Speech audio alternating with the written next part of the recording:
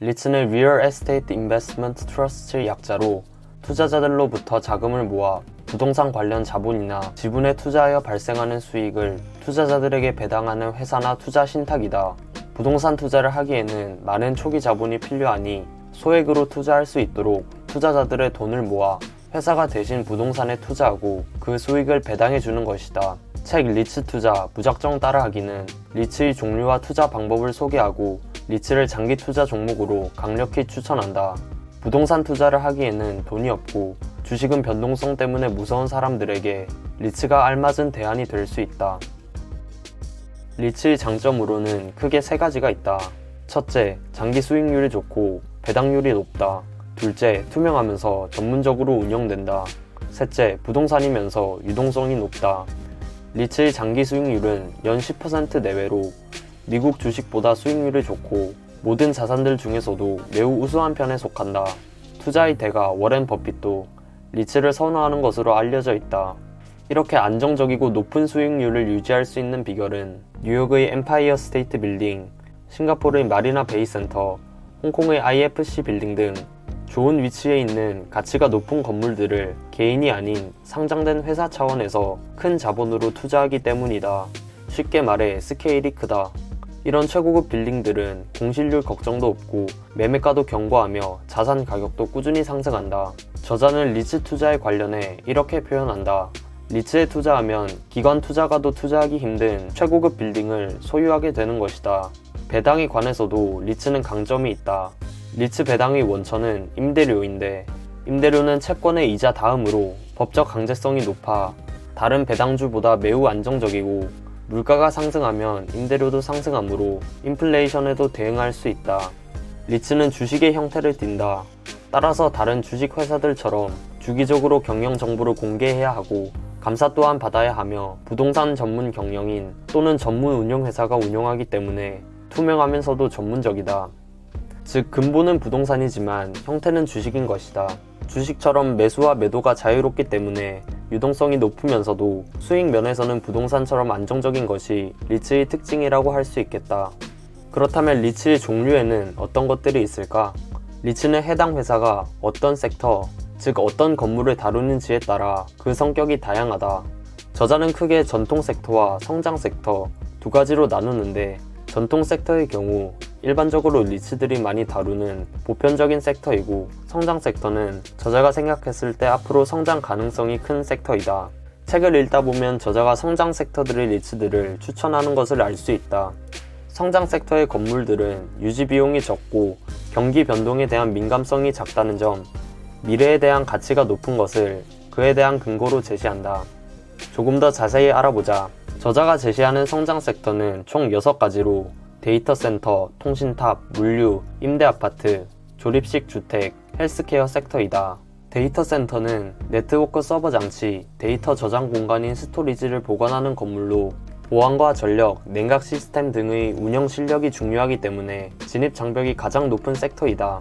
페이스북, 아마존, 국내 기업인 네이버도 자체 데이터 센터의 한계를 느껴 상장되어 있는 데이터 센터 리츠의 서비스 인프라를 활용하고 있다고 한다. 성장성과 안정성이 좋고 이 분야의 대표적인 리츠로는 이퀴닉스가 있다. 다음은 통신탑이다. 통신탑은 안테나가 있는 탑으로 무선 통신을 도와주는 역할을 한다. 리츠에서 땅과 기둥 구조를 임대하거나 보유하면 통신사들이 각자 보유한 안테나를 고정하는 형태인데 안테나를 추가하고 시설을 관리하는 데 큰 비용이 들지 않아 지출 비용이 산업 부동산 중에서 가장 낮다는 특징이 있다.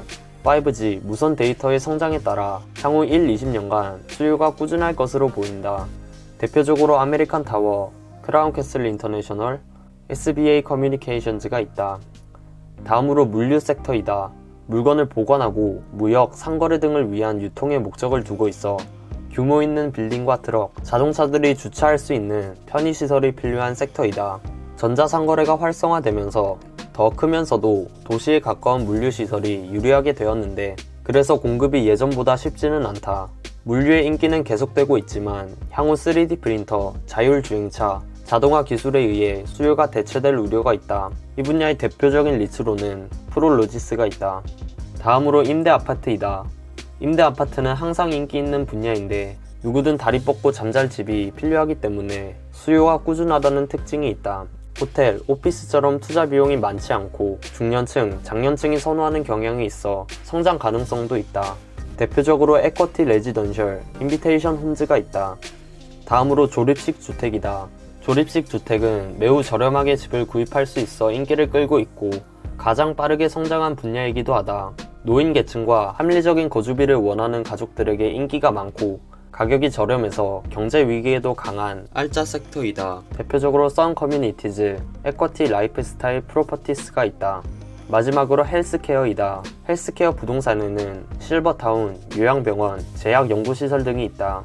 노령화와 함께 꾸준히 성장하고 있고 임대차 기간이 길어 안정적이라는 특징이 있다.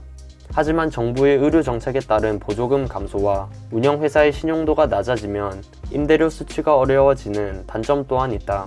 이 분야의 대표적인 리츠로는 알렉산드리아가 있다. 이를 정리하면 다음과 같다. 그렇다면 리츠를 투자할 때는 어떤 방법으로 투자를 해야 할까? 저자가 리츠 투자에서 가장 강조하는 점은 장기 투자이다. 주식처럼 자주 매수하고 자주 매도하는 것이 아니라 부동산처럼 오래 들고 있어야 이득을 볼 수 있다. 또한 종목을 먼저 정하지 말고 얼마의 돈을 투자할 것인지 제일 먼저 정하고 섹터와 지역을 정한 뒤에 종목을 정하는 것을 추천한다. 예를 들어 월 수입이 10%를 투자해야지 라고 정한 뒤 언택트 문화에 따라 무선통신, 전자상거래가 활성화될 것 같으니 통신탑과 물류 섹터를 공략해 봐야겠다 라고 생각한 후 통신탑 리츠에는 어떤 종목이 있지? 아메리칸 타워가 있구나. 시가총액이 120조 원이나 드네. 규모도 크고 실적도 안정적이구나. 이 리츠에 투자해 봐야겠다. 처럼 무작정 종목부터 정하지 않고 단계적으로 설정하는 것을 추천한다.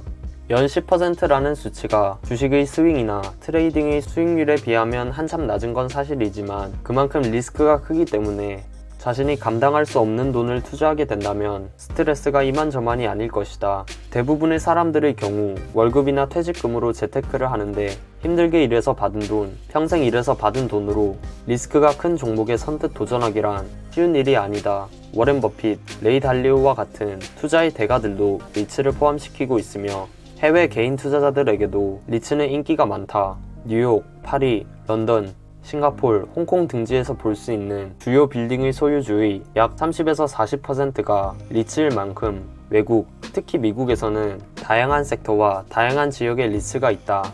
부동산 투자를 하기에는 돈이 없고 주식의 리스크를 감당하기 힘들다면 안정적으로 수익을 낼 수 있는 리츠 투자에 도전해보는 것은 어떨까?